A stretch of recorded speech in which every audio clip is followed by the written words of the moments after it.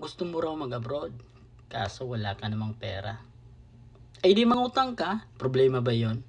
Joke lang po. These are the best top 5 recruitment agencies sa Pilipinas na hindi po humihingi ng placement fees or hindi po nagpapabayad ng kanilang mga aplikante. Alam ko na napakahirap mag-abroad dahil malaki po ang kailangang salapi para sa placement fees at para sa mga processing. Pero wag po kayo mag-alala dahil tuturuan ko kayo sa mga pinakamagandang recruitment agencies sa Pilipinas na hindi po humihingi ng placement fees o hindi po sila nagpapabayad. Una, Universal Staffing Services Incorporated.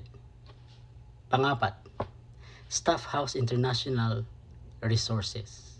Pangatlo, International Skill Development. Pangalawa, EDI Staff Builders International. At ang number 1 na recruitment agency sa Pilipinas that I would highly recommend dahil dito po ako natanggap. Dito po ako nag-apply. At wala talaga akong binayaran kahit piso. Totoo po yan. As a matter of fact, ako pa po yung binayaran dahil binibigyan po kami ng allowance while applying doon noong natanggap na ako sa agency na ito. Ito po talaga yung agency that I am really grateful and I am very thankful because I found my dream job and my dream company here abroad. At sila po talaga yung dahilan kung bakit ako nagtatrabaho sa aking kumpanya ngayon. Walang iba kundi ang Industrial Personnel and Management Services Incorporated or IPAMS. These 5 agencies are the best recruitment agencies in the Philippines. I would say they are the best dahil hindi po sila humihingi ng placement fees.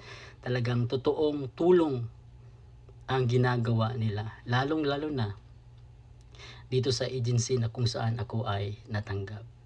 So kung nais po ninyong mag-apply abroad at wala po kayong pera, hindi na po kailangan dahil may mga ahensya po, may mga recruitment agencies po na hindi nagpapabayad. Marami pa pong iba, but these are the top 5 best recruitment agencies that I would highly recommend. So kung nagustuhan niyo po ang vlog na to, please share and follow or subscribe to our channel. Maraming salamat po.